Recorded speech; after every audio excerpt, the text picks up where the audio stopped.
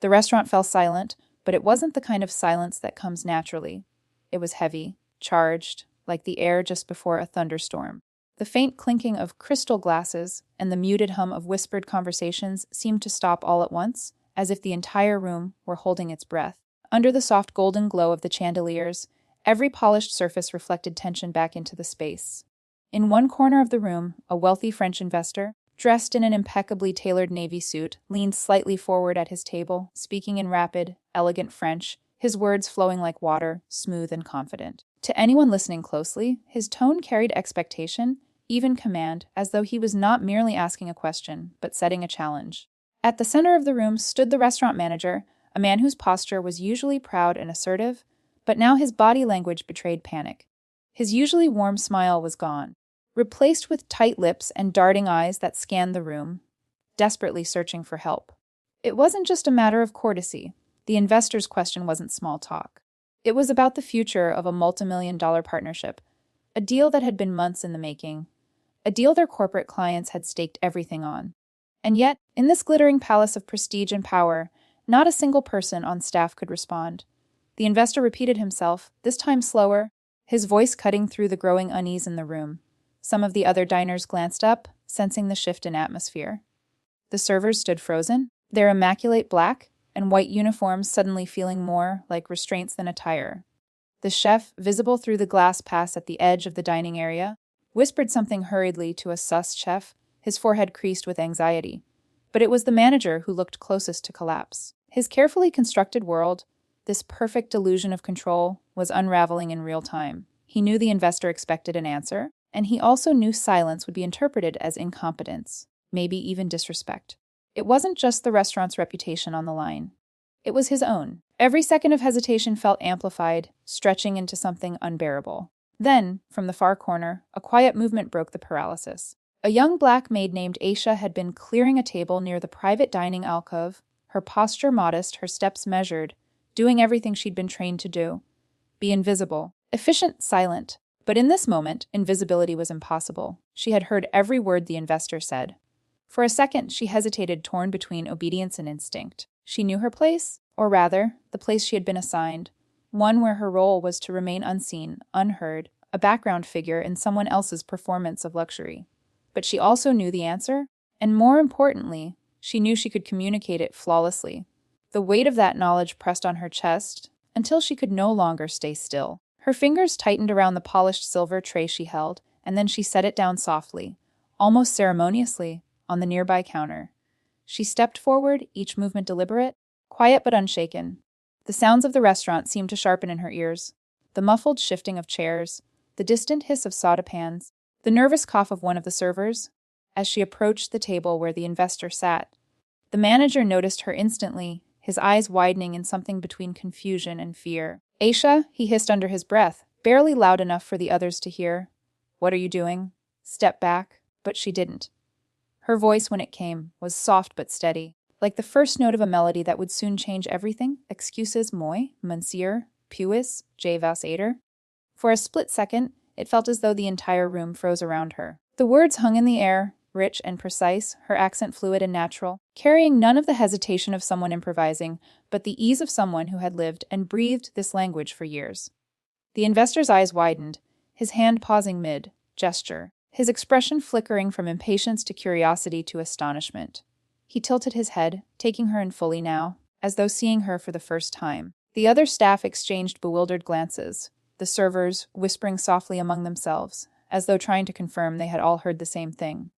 The manager, pale and visibly sweating, took a half step toward her, his hands slightly raised as though to pull her back, but the investor waved dismissively without looking away from Aisha.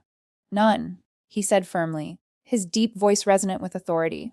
"Laissez la parler, let her speak." The command landed with finality, stripping the manager of his control in an instant.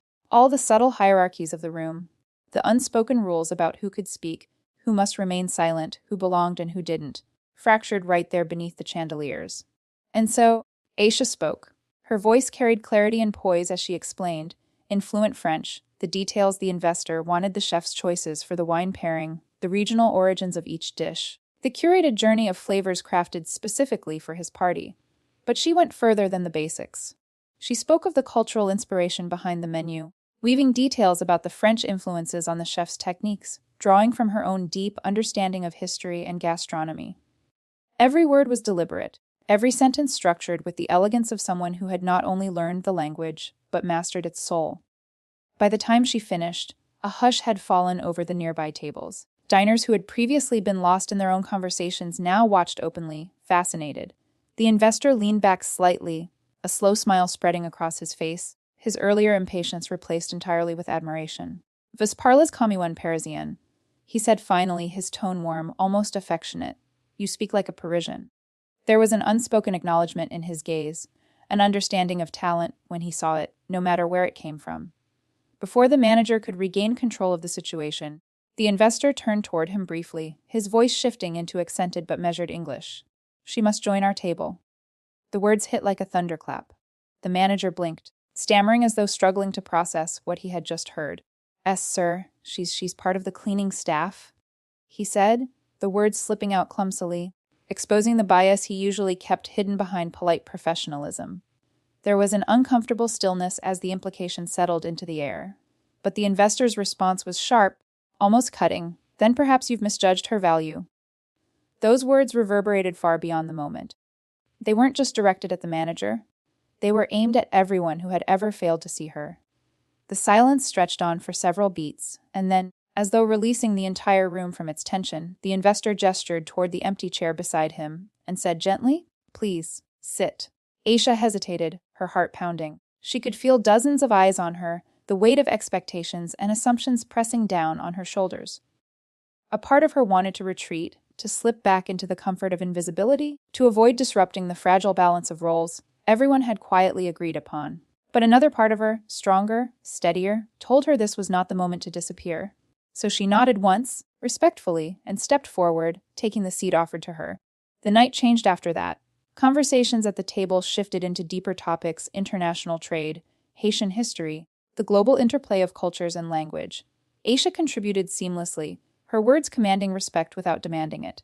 The investor listened intently, not as a man granting her permission to exist in his world, but as an equal recognizing another mind. Around them, the staff moved quietly, some avoiding eye contact, others stealing glances of quiet awe. And the manager, still standing stiffly at the edge of the room, carried a complicated expression, a mixture of embarrassment, humility, and perhaps a reluctant kind of respect. But beneath the surface of this extraordinary moment lay something more profound than a single act of translation.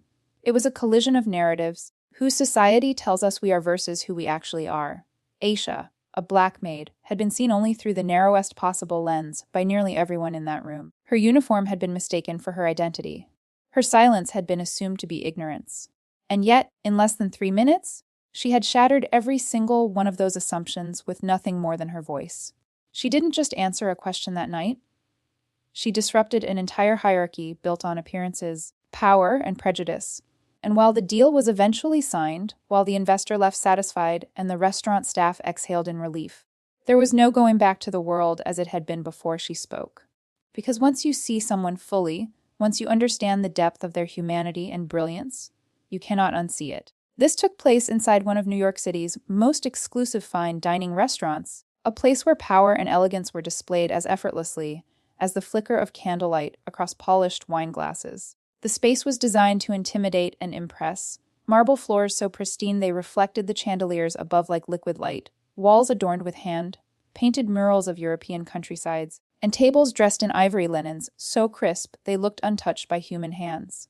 Every sound inside this sanctuary of wealth was softened the hush of conversations, the careful pouring of wine, the low, curated playlist that seemed to make time stretch.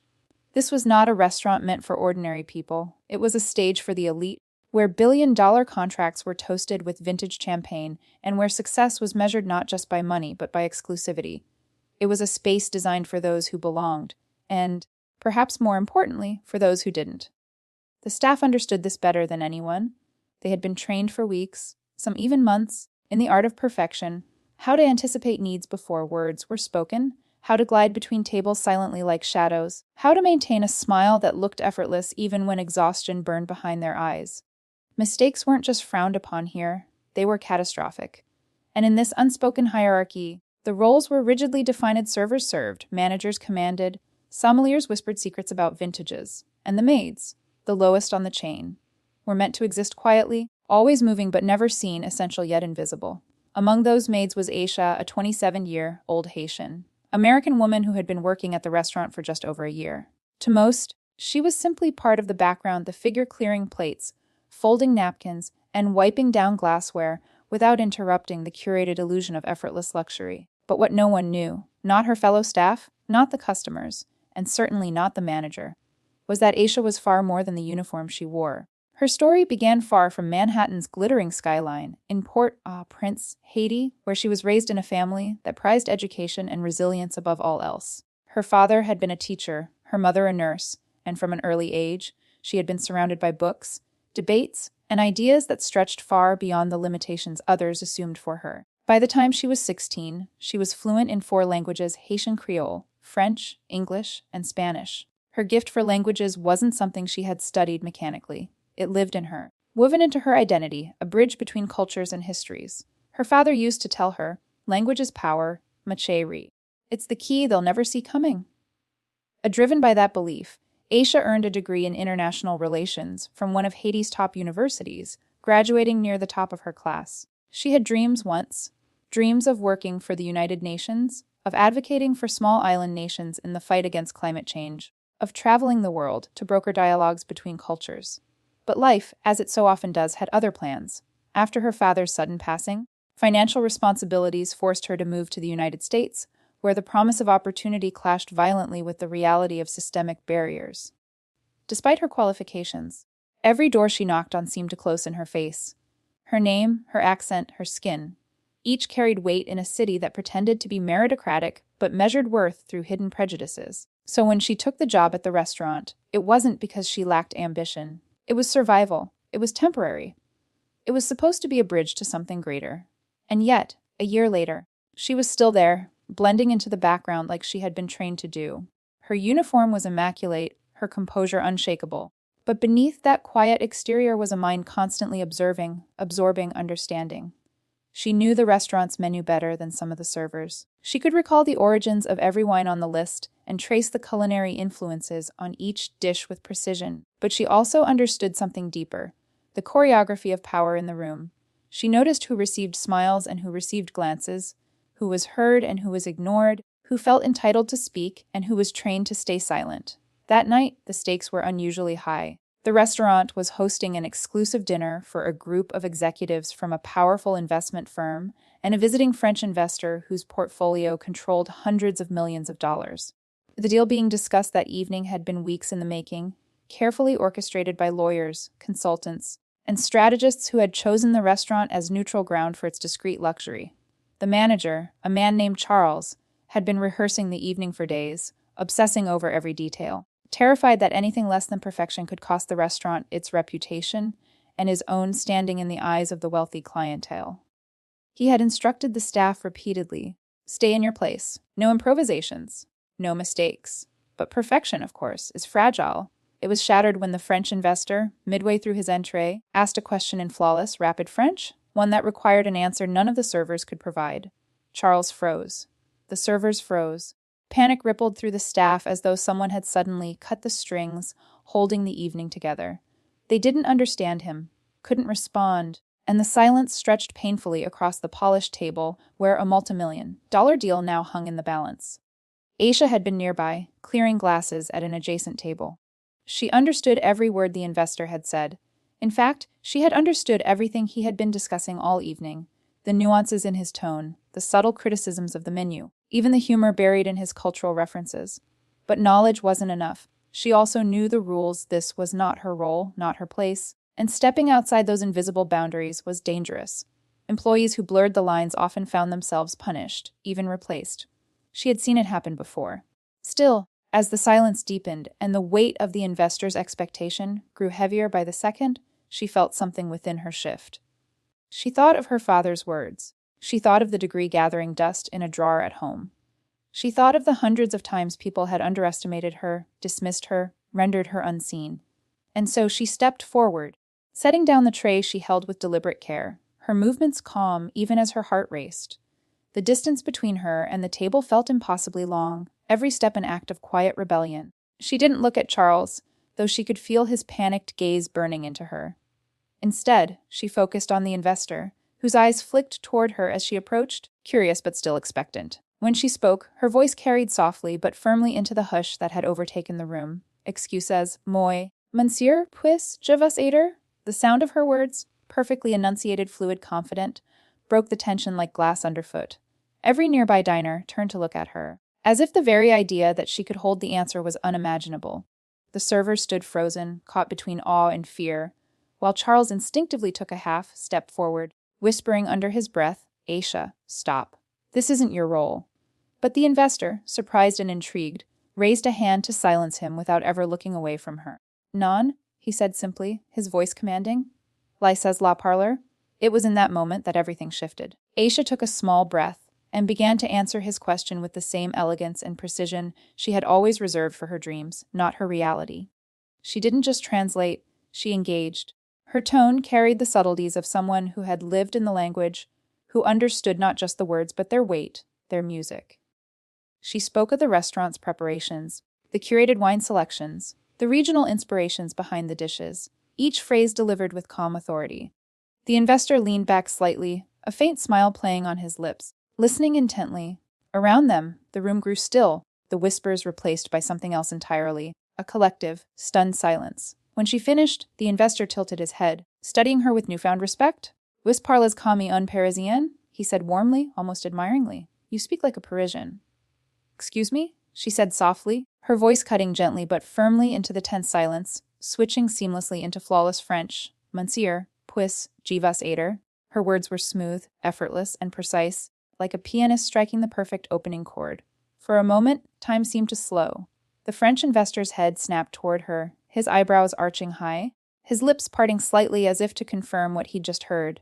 The other diners, sensing something unusual unfolding, turned subtly in their seats. The low hum of conversations in the restaurant faltered, and the clinking of cutlery seemed to pause midair. The manager, Charles, froze where he stood, his pale face flushed with heat and panic. This was not part of the plan. He had drilled the staff endlessly on protocol. Maitres spoke, sommeliers advised, servers recited rehearsed phrases, and the maids, like Aisha, stayed invisible. The rigid system had never been broken, and yet here was Aisha, stepping outside the carefully drawn lines, speaking in a language none of them knew she commanded. In a space where she was expected to remain silent, Charles whispered sharply under his breath, leaning slightly toward her, Aisha, no, stop now. Step back. This isn't your role.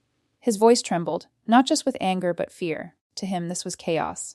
But before Aisha could respond, the investor raised a hand with a single, decisive gesture, his palm angled slightly toward Charles as though he were swatting away an interruption. None, he said firmly, his deep voice carrying an authority that left no room for argument. Laissez la parler. Let her speak. The sentence landed like a command that reshaped the very atmosphere of the room. In that instant, Charles shrank back half a step, silenced by the weight of the investor's words. His throat tightened, but he dared not contradict a man whose signature could bring millions into their establishment, or take it away entirely. Aisha stood taller now, grounding herself against the tide of eyes that were beginning to turn her way. Her breath steadied, and something in her shifted, a quiet strength rising to the surface. She looked directly at the investor and began to speak in measured, confident French. Her sentences rolled effortlessly, each word carrying the weight of practice and mastery, but also warmth, as though she weren't simply reciting facts but painting a picture. Monsieur, she said, "Il chef a choisi un vin exceptionnel ce soir, un bourgogne rare qui comporte parfaitement les notes de truffe dans les plats principaux. Il a personnellement travaillé sur ce menu pendant 3 semaines, and s'inspirant de traditions originales françaises pour créer un équilibre entre authenticité et innovation." The investor listened intently, his sharp, discerning eyes softening as she spoke. Her cadence was deliberate, her pronunciation refined to the point of elegance. She didn't just know French, she understood it, inhabited it, carried it like a second skin. Her tone shifted effortlessly between professionalism and passion as she described the curated tasting menu, the chef's inspiration, and the restaurant's philosophy. Each phrase she spoke carried weight, and as she wove cultural nuance into her explanations, it became clear she wasn't simply giving answers. She was engaging him on his level, with his language, his history, his values. For the other staff, It was as though they were seeing a stranger wear Aisha's face. They had known her as quiet, diligent, reliable.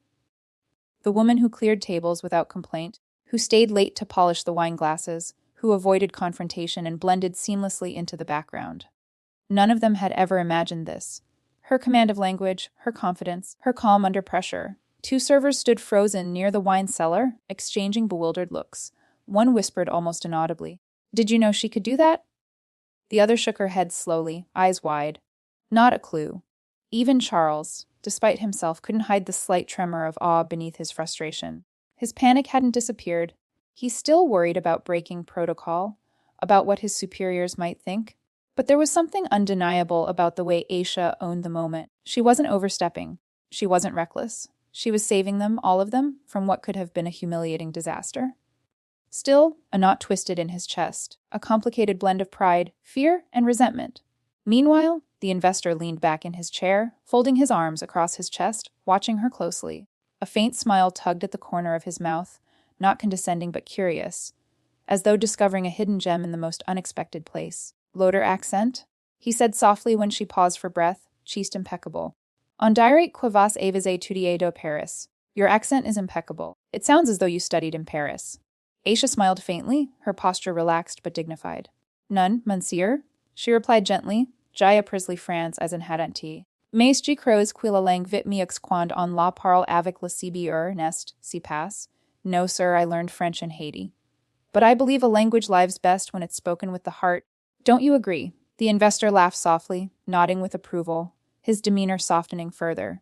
Around them, the restaurant seemed to exhale, the tension dissolving like mist under sunlight. A few diners smiled subtly, clearly impressed by what they were witnessing. The energy in the room shifted. Where there had been unease, there was now intrigue and admiration. But beneath the calm surface, an undercurrent of something deeper stirred. Charles stood rigid, trying to process what was unfolding. His authority, so carefully maintained, had cracked in front of everyone. In the unspoken hierarchy of the restaurant, he was supposed to be the conduit, the one who interacted with high-profile guests, who represented order and professionalism. And yet, in this moment, the invisible Maid had stepped forward and commanded the investor's full attention. She had shifted the balance of power in the room with nothing more than her voice.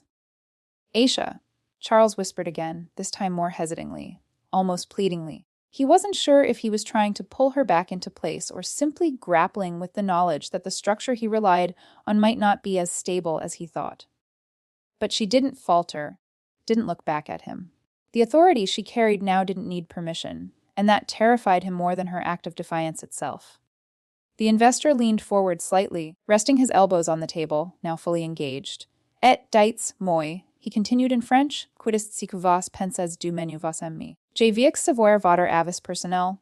And tell me, what do you think of the menu? I want to know your personal opinion. The question caught even Aisha off guard. It was one thing to recite information, it was another to be asked for her perspective. But she recovered quickly, her expression thoughtful as she responded with quiet confidence. Je crois que le chef aurait aussi dû créer quelque chose d'unique. Chaque plat rend homage aux racines de la cuisine France et tout en ajouten une touch modern subtile. C'est une expérience pas seulement undigner. I believe the chef has succeeded in creating something unique. Each dish pays homage to the roots of French cuisine while adding a subtle modern touch.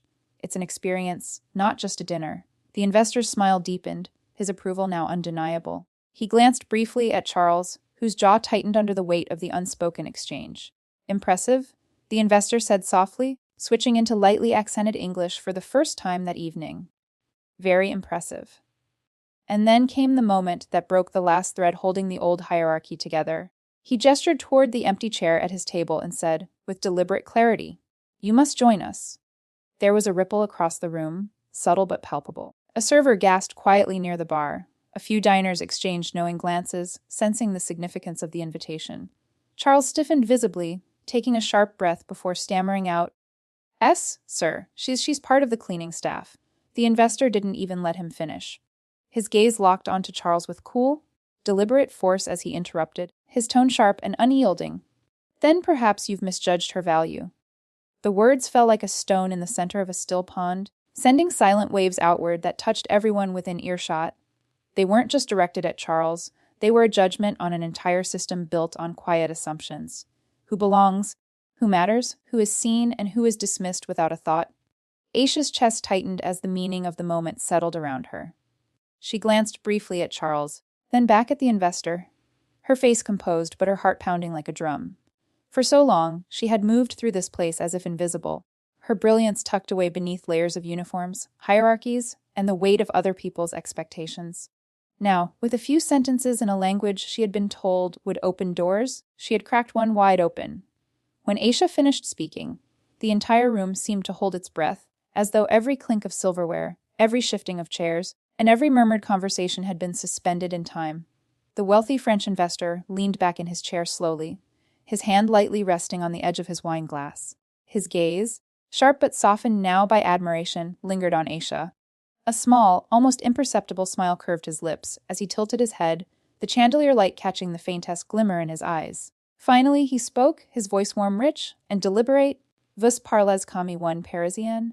You speak like a Parisian. His tone carried more than simple acknowledgement. It was layered with respect, surprise, and something deeper, recognition. Aisha felt her throat tighten as the words sank in, but she held her composure, lowering her gaze slightly in humility. Her posture remained upright, poised, but her heart was racing violently beneath the calm surface she projected. Around them, soft ripples of disbelief spread across the tables like waves against an invisible shoreline. Diners whispered to one another, servers exchanged stunned glances, and even the sommelier, usually composed beyond fault, looked momentarily lost, blinking in quiet astonishment. It wasn't just what Aisha had done.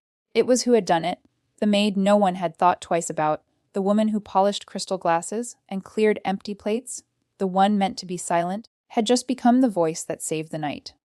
The investor shifted slightly, his attention now darting briefly to Charles, the manager, who stood stiffly at the edge of the room, his face pale and expression strained. Switching into careful, accented English, the investor addressed him directly. She must join our table. The words were measured, not a request but an instruction, and their weight hung in the air like heavy velvet. Charles blinked, momentarily thrown off balance, the ground beneath his authority crumbling faster than he could rebuild it. His throat bobbed as he swallowed hard, struggling to compose himself under the watchful gaze of his wealthy guest and the silent scrutiny of his staff. "Yes, sir," he stammered, his voice trembling slightly despite his best efforts to steady it. She's part of the cleaning staff." The words left his mouth awkwardly, and even as he said them, he seemed to regret their clumsy weight. The implication was unspoken but clear: she doesn't belong at your table. The investor's expression shifted instantly, his warm smile replaced by a sharp edge of displeasure. His dark eyes narrowed slightly, and he set his wine glass down with a quiet but deliberate tap that somehow echoed louder than any raised voice. When he spoke again, his tone was steady, cutting, unyielding. "Then perhaps you've misjudged her value." The sentence sliced through the room like a blade. Servers paused mid-step. Diners exchanged subtle, knowing glances, sensing the undercurrent of tension, now vibrating beneath the polished veneer of elegance. Charles's face flushed crimson, his jaw tightening as the weight of the moment settled into his chest. It wasn't just a reprimand. It was a dismantling, a stripping away of the unspoken hierarchies he had worked so carefully to maintain. Aisha, standing at the center of it all, felt the silence swell around her like a tide threatening to consume her. Her body felt warm, almost unbearably so, and yet her voice remained calm when she finally spoke, carefully, softly. "Monsieur, ce n'est pas nécessaire." "Sir, it's not necessary." But the investor shook his head slightly, dismissing her modesty with a wave of his hand. "It is," he said firmly, his English smoother now, layered with deliberate intent. "It is necessary when brilliance hides in plain sight, and no one bothers to look." His words seemed to pierce through more than just the moment. They lingered in the air, challenging the quiet prejudices that governed places like this. Charles's lips parted as if to speak, but nothing came. He glanced briefly at Aisha, his expression conflicted, his pride visibly warring with something less familiar humility. He had underestimated her, just as everyone had, and now that miscalculation had been laid bare for all to see. Aisha hesitated, her pulse thrumming in her ears. The investor gestured gently toward the empty chair at his table once more. "Please," he said, his voice carrying no force now, only invitation. "Sit." Her feet felt impossibly heavy as she stepped forward, her polished shoes tapping softly against the marble floor with each cautious move. It was only a few feet to the chair, but it felt like crossing an invisible boundary she had been taught her entire life not to breach. As she approached, she could feel dozens of eyes following her, some wide with admiration, others clouded by quiet resentment, and a few unreadable entirely. The low hum of the restaurant returned faintly now, conversations rising and falling in hushed tones. But the air around Aisha felt different, charged, electric. When she lowered herself into the chair, the weight of the moment pressed into her chest. The investor smiled warmly, as though he were welcoming an old friend rather than a stranger. "Tell me," he said gently, switching back into French, "about yourself. I want to know who you are." Her hands rested neatly on her lap, but her mind raced, flicking between past and present, between the woman she was and the one the world assumed her to be. "Je suis née de Port-au-Prince." She began softly. "I was born in Port-au-Prince." Her voice was steady, deliberate, as she shared fragments of her story. The childhood evenings spent reading under dim lamps, her father's insistence that education was liberation, her years of study, her dreams of international diplomacy. She spoke not as someone seeking validation, but as someone reclaiming space she had been denied for too long. The investor listened closely, nodding occasionally, interjecting softly to ask thoughtful questions. At one point, he leaned forward and said quietly, "Your story, it reminds me of my grandmother, who also grew up with nothing but carried the weight of 3 languages on her tongue. People underestimated her, too." His voice carried a note of reverence, as though acknowledging a kinship of spirit between them. Charles stood nearby, silent, his gaze fixed on Aisha. There was a visible shift in his posture now, less rigid, less defensive. Shame had softened his edges, and yet beneath that shame was something else, recognition. He had dismissed her brilliance, filed her away into a role that fit his assumptions, and now he was forced to confront what it meant to be wrong, not just privately, but publicly, in front of his staff, his diners, and a man whose opinion mattered more than he dared admit. Meanwhile, the rest of the staff carried on with quiet, deliberate movements, but their eyes lingered on Aisha when they thought no one was watching. Whispers passed between servers discreetly near the bar. "Did you know she spoke like that?" No one did. "She never said a word." "She's sitting with them. She's sitting at the investor's table." There was awe in some of their voices, envy in others, and confusion in many. Aisha had disrupted the delicate choreography of hierarchy, and though the restaurant continued to hum softly with activity, nothing would be the same after tonight. As the conversation at the investors' table deepened, it became clear this wasn't just about a misunderstanding in French or salvaging a business deal. It had become something else entirely. A moment of reckoning, a quiet rebellion against invisible boundaries, and an exposure of the limitations placed upon those society chooses not to see. By the end of the dinner, the investor signed the documents that secured the multi-million-dollar partnership, a victory for the restaurant, the clients, and everyone involved. But as the wealthy men shook hands and raised their glasses, it was Aisha they looked at differently now. Not as a maid, not as background, but as someone they had underestimated. Someone whose presence had altered the course of the evening entirely. And when the guests finally departed and the restaurant began to empty, the silence that followed felt different from the silence that had gripped the room earlier that night. It wasn't heavy or suffocating now. It was alive, carrying the weight of what had shifted beneath the surface. Charles approached Aisha slowly, his expression complicated, his hands clasped in front of him as though unsure what to say. For a moment, he hesitated, searching for words that matched the enormity of what had unfolded. Finally, he managed, in a voice quieter than she had ever heard from him, "I didn't know." Aisha looked at him calmly, her expression soft but steady. "You didn't ask," she replied simply. It was not anger, not accusation, just truth. And that truth lingered long after the words were spoken, reshaping the room in a way no one could ignore. The deal was saved that night, but the deeper shift, the one that began with a single sentence in perfect French, would ripple far beyond the restaurant's walls. It wasn't just about one evening or one investor. It was about every hidden brilliance dismissed, every underestimated voice, every story left untold because someone assumed silence meant lack of worth. And for the first time since she had started working there, Aisha walked out of the restaurant feeling entirely, undeniably seen.